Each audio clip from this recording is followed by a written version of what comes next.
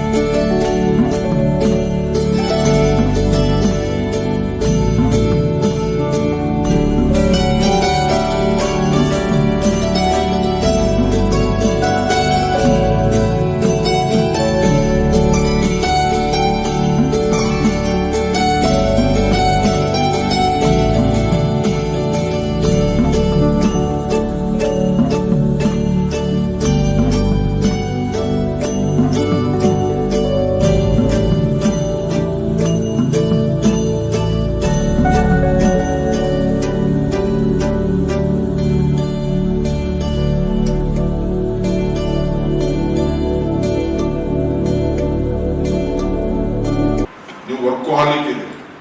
ನಿಮ್ಮ ಸಮಸ್ಯೆಗಳು, ನಿಮ್ಮ ಹಿಂದಿನ ಸಮಸ್ಯೆಗಳು ಯಾರು ನಿಮ್ಗೆ ಗೊತ್ತಿರಲ್ಲ. ನಾನು ಈಗಲ್ಲ 20 ಡಾಕ್ಟರ್ ನಾವು ಸರ್ವಿಸ್ನಲ್ಲಿದ್ದು ಕೂಡ ನಮ್ಮ ಪತ್ರಕರ್ತರ ಮಿತ್ರರ ಜೊತೆಗೆ ನಾವು ಟೈಮ್ ತೆಗಿತೀವಿ. ಅವ್ರ ಸಮಸ್ಯೆಗಳು, ಅವ್ರ ಮನೆಗೆ ಹೋಗಿ, ಅವ್ರ ಹೆಲ್ತ್ ಪ್ರಾಬ್ಲಮ್ ಇದ್ದಾಗ ಡಾಕ್ಟರ್ ಇದ್ದಾಗ ನಾನು ಹೋಗಿ ಬೆಂಗಳೂರಲ್ಲಿ ಕೂಡ ಅಲ್ಲಿಂದಿನಲ್ಲಿ ಅವ್ರಿಗೆ ನಾವು ಎಲ್ಲ ರೀತಿಯಿಂದ ಸಹಾಯ ಮಾಡ್ತಾ ಇದ್ದೀವಿ. ನಿಮ್ಮ ಕಾರಣಿಗೆ ಭಾಳ ಚಲೋ ಕಾಣ್ತದೆ, ಒಳಗಿನ ಸಮಸ್ಯೆ ಭಾಳ ಇರ್ತವೆ.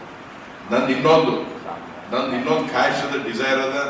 ನಾನು ಬಾಬುರಾವ್ ಸಾಹೇಬ್ರು ಹೇಳಿ ಇದಿಷ್ಟಕ್ಕೆ ಅಲ್ಲ, ನಿಮ್ದೊಂದು ಪ್ರೆಸ್ ರಿಕ್ರಿಯೇಷನಲ್ ಕ್ಲಬ್ ಆಗ್ಬೇಕು. ನೀವು ರಿಜಿಸ್ಟ್ರೇಷನ್ ಮಾಡ್ರಿ. ನಮಗೆ ಈಗ ಹೇಳಿದ್ರು ಎಲೆಕ್ಷನ್ದಾಗ ಗೆಲ್ತೀವಿ, ಸೋತಿದ್ರು, ಗೆಲ್ತೀವಿ. ಆದ್ರೆ ನನಗೆ ಕಾನ್ಫಿಡೆನ್ಸ್ ಗೆದ್ದು ಬರ್ತದೆ ಕಾನ್ಫಿಡೆನ್ಸ್. ಬಿಕಾಸ್ ನಾವು ಜನರ ಜೊತೆ ಇದ್ದೀವಿ. ನಾವು ಎಂದು 24/7 ನೀವು 9ಕ್ಕೆ ಹೇಳಿದ್ರೆ ನಾ 8 ರೆಡಿ ಆಗ್ಬಿಡ್ತೀನಿ. We are with the people. ನನ್ನ ಕಾನ್ಫಿಡೆನ್ಸ್ ಇದೆ, 100% ಕಾನ್ಫಿಡೆನ್ಸ್ ಇದೆ. ಯಾಕಂದ್ರೆ ಜನರು ಇವತ್ತು ಏನಂತ, ಮನಿ ಇಸ್ ನಾಟ್ ಎವ್ರಿಥಿಂಗ್, ದುಡ್ಡೇ ಎಲ್ಲ ಇಲ್ಲ.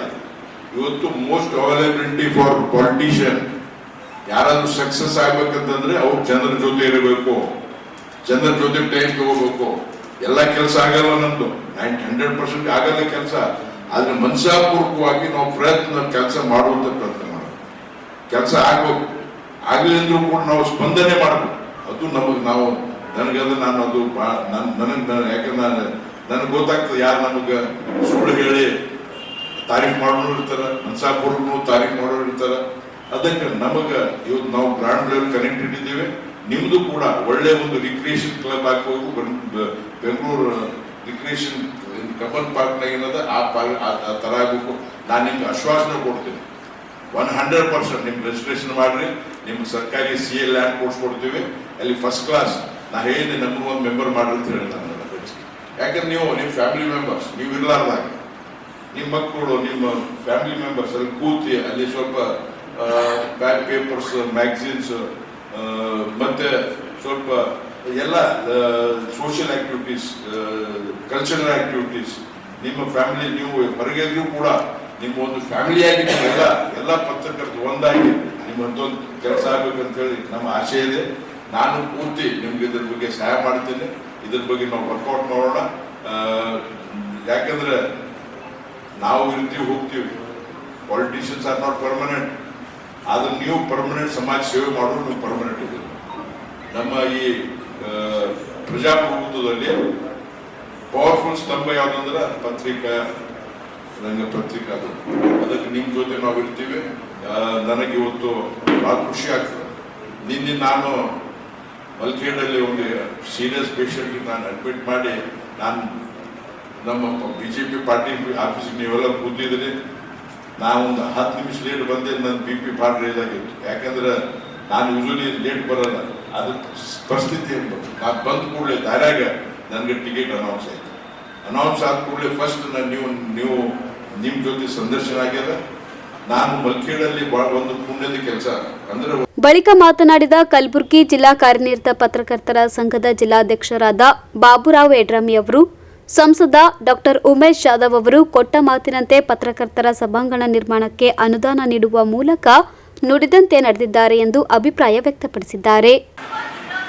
ಮೊದಲು ತಮ್ಮೆಲ್ಲರಿಗೆ ಅಭಿನಂದನೆ ಸಲ್ಲಿಸ್ತೀನಿ. ಜೊತೆಗೆ ಯಾಕೆಂತಂದರೆ ಕಳೆದ ಸಲ ನಾವು ಈ ಹಾಲನ್ನು ನವೀಕರಣ ಮಾಡುವ ಮೂಲಕ ಹೈಟೆಕ್ ಆಗಿ ಪರಿವರ್ತನೆ ಮಾಡ್ತೀವಿ ಅಂತ ನಾವು ಹೇಳ್ತೀವಿ. ಆ ಟೈಮಲ್ಲಿ ಅದು ಕೊಟ್ಟ ಮಾತಿನಂತೆ ಅವಾಗ ನಾವೇನು ಅಂದಿದ್ದೆವು, ಅದಕ್ಕೆ ನಾವು ಅನುದಾನವನ್ನು ಕಳೆದ ಸಲ ಪತ್ರಿಕಾ ದಿನಾಚರಣೆ ಕಾರ್ಯಕ್ರಮದಲ್ಲಿ ಪೂಜ್ಯರ ಸಾನ್ನಿಧ್ಯದಲ್ಲಿ ಮಾನ್ಯ ಸಂಸದರು 10 ಲಕ್ಷ ರೂಪಾಯಿ ಕೊಡ್ತೀನಿ ಅಂತ ಘೋಷಣೆ ಮಾಡಿದ್ರು. ಕಳೆದ ಅಂದರೆ ಈ ಸಲ ಇದಕ್ಕಿಂತ ಹಿಂದಿನ ಪತ್ರಿಕಾ ದಿನಾಚರಣೆಯಲ್ಲಿ. ಆದರೆ ಆ ಟೈಮಿಂದ ಅನುದಾನ ತರೋದು ಎಷ್ಟು ಕಷ್ಟದ ಕೆಲಸ ಅಂತ ಅನ್ನೋದು ಅದು ಓಡಾಡೋದು ನನಗೆ ಗೊತ್ತಾಯ್ತು. ಯಾಕೆಂತಂದರೆ ಇವರು ಅನುದಾನ ಕೊಟ್ಟ ನಂತರ ಒಂದು ಪತ್ರವನ್ನು ಕೊಟ್ಟರು. ಆ ಪತ್ರವನ್ನು ಒಯ್ದು ನಾವು ಜಿಲ್ಲಾಧಿಕಾರಿ ಕಚೇರಿ ಕೊಟ್ಟ ನಂತರ ಸೆಕ್ಷನ್ ಕ್ಲರ್ಕ್ ಇದಾರಲ್ಲ, ಕ್ಲರ್ಕ್ ಆ ಪತ್ರವನ್ನು 6 ಸಲ ಚೇಂಜ್ ಮಾಡೋದು. 6 ಸಲ ಒಂದು ಸಲ ಒಯ್ದು ಕೊಡೋದೇ ಕಷ್ಟ ಆಯ್ತು ನನಗೆ.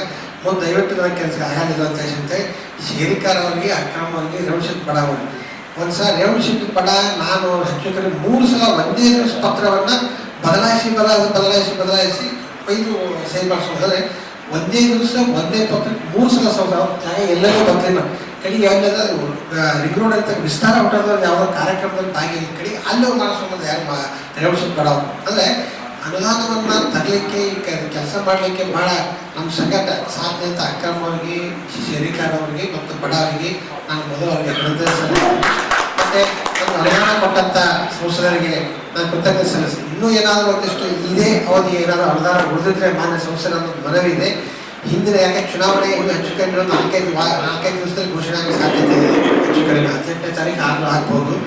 ಆ ಅನುದಾನ ಏನಾದರೂ ಉಳಿದಿದ್ರೆ ಬಡ್ಡಿಗೆ ಮೊತ್ತವೆಲ್ಲ ಉಳಿದಿದ್ರೆ ಅದನ್ನು 2 ದಿವಸ ಹಿಂದಿನ ಪತ್ರ ಕೊಟ್ಟರೆ ಅಂತಂದ್ರೆ ಅದನ್ನು ಈಗಲೇ ನಾವು ಆಡಳಿತಾತ್ಮಕ ಅನುಮೋದನೆ ತಗೊಳ್ಳಿಕ್ಕೂ ಸಹ ಪ್ರಯತ್ನ ಮಾಡ್ತೀವಿ. ಯಾಕಂತಂದರೆ ಇದಕ್ಕೊಂದಿಷ್ಟು AC ಗಳು ಕೂಡ ಅಗತ್ಯ ಇದೆ, ಒಂದಿಷ್ಟು ಕುರ್ಚಿಗಳು ಬೇಕಾಗಿದೆ. ನಮಗೆ ಕುರ್ಚಿಗಳು ಯಾವುದೂ ಇಲ್ಲ. ಅದ್ರ ಜೊತೆ ಹಿಂದೆ ಒಂದು ಅತಿಥಿಗಳ 2 ರೂಮ್ಗಳನ್ನು ಸಹ ನಾವು ಸಜ್ಜು ಮಾಡಬೇಕಾಗಿದೆ.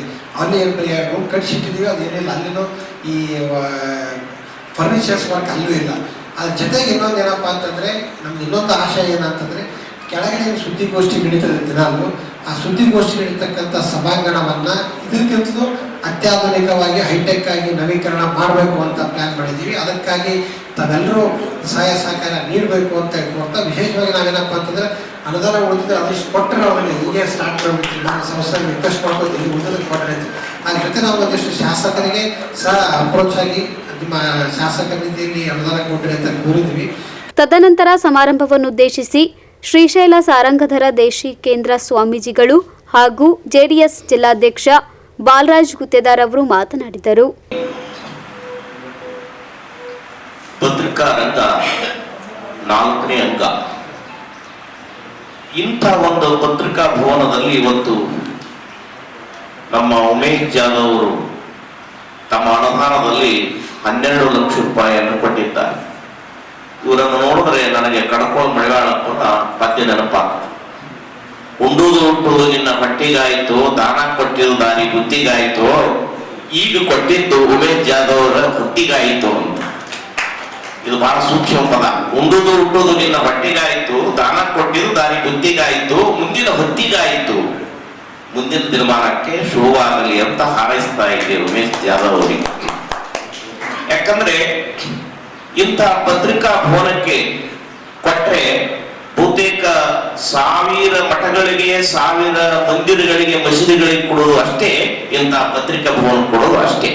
ಯಾಕಂದ್ರೆ ಇಲ್ಲಿ ಎಲ್ಲರೂ ಬರ್ತಾರೆ. ಖಾವಿ, ಖಾಕಿ, ಖಾದಿ ಭವನಕ್ಕೆ ಎಲ್ಲರೂ ಬರ್ತಾರೆ.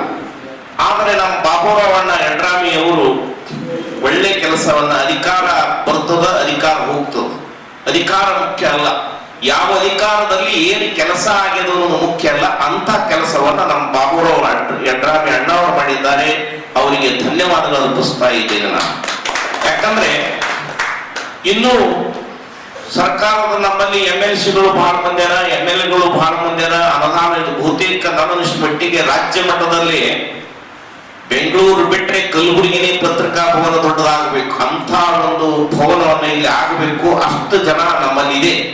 ಆದರೆ ಎಲ್ಲ ಜನಪ್ರತಿನಿಧಿಗಳು ಮುಂದೆ ಬರಬೇಕು, ಜೊತೆಗೆ ದಾನಿಗಳು ಕೂಡ ಮುಂದೆ ಬರಬೇಕು. ಈಗ ನಮ್ಮ ಬಾಲರಾಜ್ ಗುತ್ತೇದಾರ ಹೇಳಿದ್ರು ನೀರಿನ ಘಟಕ ಕೊಡ್ತೀನಿ ಅಂತ.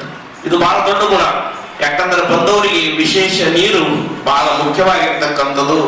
ಆಹಾರ ಮತ್ತು ನೀರ ಇವು ಬಹಳ ಮುಖ್ಯವಾಗಿರ್ತಕ್ಕಂಥದ್ದು. ಅದರಲ್ಲಿ ನೀರಿನ ಸಮಸ್ಯೆ ಈ ವರ್ಷ ಇಂತರದಲ್ಲಿ ನೀರಿನ ಘಟಕ ಕೊಡುವುದರಿಂದ ಅವರಿಗೆ ಧನ್ಯವಾದಗಳು. ಈ ಸುಂದರವಾಗಿರ್ತಕ್ಕಂಥ ಸಾಂಸ್ಕೃತಿಕ ಭವನ ಇನ್ನೂ ಉತ್ತರವಾಗಿ ಬೆಳೀಲಿ. ಒಬ್ಬರಾಗನೊಬ್ಬರು ನಿಂದಿರ್ಬೇಕಾಗ್ತಿತ್ತು. ಪತ್ರಕರ್ತರು ಭವನ ನೋಡ್ತಾ ಇದ್ದೀವಿ, ಬಹಳಷ್ಟು ಜನ ವೇಟಿಂಗ್ ಅಲ್ಲಿ ಇದ್ದೀವಿ.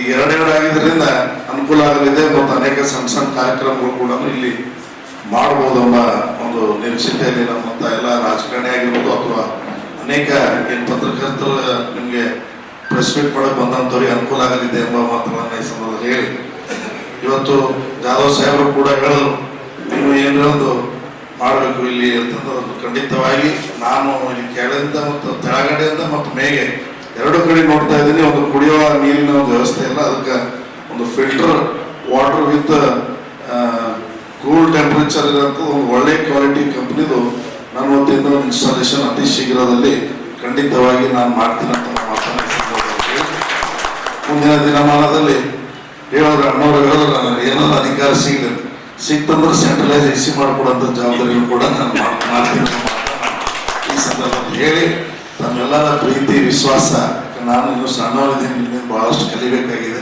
ಅದಕ್ಕೆ ನಿಮ್ಮ ಆಶೀರ್ವಾದ ನಮ್ಮೆಲ್ಲೂ ಇರಲಿ. ನಾವು ಏನೇ ತಪ್ಪು ಮಾಡಿದ್ರೆ ನಮ್ಮನ್ನು ತಿದ್ದಬೇಕು ಎಲ್ಲ ಹಿರಿಯರಂತ ಮಾತನ್ನು ಹೇಳಿ, ಇವತ್ತು ನಿಮ್ಮ ಮುಖಾಂತರನೇ ನಮ್ಮ ಜನತೆಗೆ ಅನೇಕ ವಿಷಯಗಳು ತಿಳಿತಾ ಇದೆ. ಪ್ರಿಂಟ್ ಮೀಡಿಯಾ, ಮಾಧ್ಯಮ ಮೀಡಿಯಾ ಇವತ್ತೇನು ನಾವು ಅಂಬೇಡ್ಕರ್ ಸಾಹೇಬರು ಹೇಳಿದಾಗ ಪೆನ್ ಇಸ್ ಎ ಗನ್, ಆ ಪೆನ್ ಇಸ್ ಎ ಗನ್ ಯಾರಿಗಾದರೂ ಅನುಕೂಲ ಆಗುತ್ತೆ, ಅದು ಮೊದಲು ಸೃಷ್ಟಿ ಆಗುತ್ತೆ ತಮ್ಮಗಳಿಗೆ ಮಾತ್ರ ಬರುತ್ತೆ. ಅದಕ್ಕೆ ಏನೇನು ಇವತ್ತು ಬಹಳಷ್ಟು ನಮ್ಮ ಹಳ್ಳಿಗಳಲ್ಲಿ ಹೋದ್ರೆ ಬಹಳ ಕೆಟ್ಟ ಪರಿಸ್ಥಿತಿಯಲ್ಲಿ ಜನರಿದ್ದಾರೆ, ಬಡ ಜನರಿಗೆ ಅನುಕೂಲ ಆಗೋ ಥರ ತಾವು ನನ್ನೊಂದು ಕಳಕಳಿ ಮನವಿ ಇದೆ. ಸ್ವಲ್ಪ ಹೆಚ್ಚಿನ ಒಂದು ಬಡ ಜನರಿಗಾಗಿ ಹಳ್ಳಿಗಳಲ್ಲಿ ತಾವು ಪ್ರವಾಸ ಮಾಡಿ ಅನೇಕ ಒಂದು ವಿಷಯಗಳನ್ನು ಜನರಿಗೆ ತರುವಂಥದ್ದು ಮತ್ತು ರಾಜಕಾರಣಿಗಳಿಗೆ ಎಚ್ಚರಿಸೋರು ತಾವೇ, ಇವತ್ತು ಅಧಿಕಾರಿಗಳನ್ನು ಎಚ್ಚರಿಸೋರು ಕೂಡ ತಾವೇ. ಅದಾದ್ದರಿಂದ ಬಹಳಷ್ಟು ವಿಷಯಗಳು ಇನ್ನೂ ನಮ್ಮ ದೇಶ ಸ್ವಾತಂತ್ರ್ಯ ಸಿಕ್ಕಿ 75 ವರ್ಷ ಆದರೂ ಕೂಡ ಇನ್ನೂ ಹಲವಾರು ಸಮಸ್ಯೆಗಳನ್ನು ನಾವು ನೋಡ್ತಾ ಇದ್ದೀವಿ. ಯಾಕಂದ್ರೆ ನನಗೂ ಅಷ್ಟು ಗೊತ್ತಾಗ್ತಾ ಇರಲಿಲ್ಲ. ನಾನು ಕಳೆದ ಚುನಾವಣೆಯಲ್ಲಿ ಪಾರ್ಟಿಸಿಪೇಟ್ ಮಾಡೋ 3 ಹಳ್ಳಿ ಪಾದಯಾತ್ರೆ ಮಾಡಿದ್ದೆ. ಆ ಪಾದಯಾತ್ರೆ ಮಾಡಿದಂಥ ಸಮಯದಲ್ಲಿ ಗುಡಿ ಗುಂಡಗಳಲ್ಲಿ ಮಲಗಿದ್ದೀನಿ. ಅಂತ ಒಂದು ಸಂದರ್ಭದಲ್ಲಿ ನೋಡಿದ್ದೀನಿ. ನಿಜವಾಗ್ಲೂ ಪಾಪ ಇನ್ನೂ ಎಷ್ಟೋ ಜನರಿಗೆ. ಸಮಾರಂಭದಲ್ಲಿ ಕರ್ನಾಟಕ ಕಾರ್ಯನಿರತ ಪತ್ರಕರ್ತರ ಸಂಘದ ರಾಜ್ಯ ಕಾರ್ಯಕಾರಿ ಸಮಿತಿ ಸದಸ್ಯರಾದ ಶಿವರಂಜನ್ ಸತ್ಯಂಪೇಟ್, ಪ್ರಧಾನ ಕಾರ್ಯದರ್ಶಿ ಸಂಗಮನಾಥ್ ರೇವಂತಗಾಂವ್, ಹಿರಿಯ ಪತ್ರಕರ್ತರಾದ ಹನುಮಂತರಾವ್ ಬೈರಾಮಡ್ಗಿ, ರಾಮಕೃಷ್ಣ ಬಡ್ಶೇಶಿ, ಅರುಣಕುಮಾರ್ ಕದಂ, ಸುರೇಶ್ ಬಡಿಗೇರ್ ಸೇರಿದಂತೆ ಅನೇಕ ಪತ್ರಕರ್ತರು ಉಪಸ್ಥಿತರಿದ್ದರು. Bureau report, N Gulbarga news.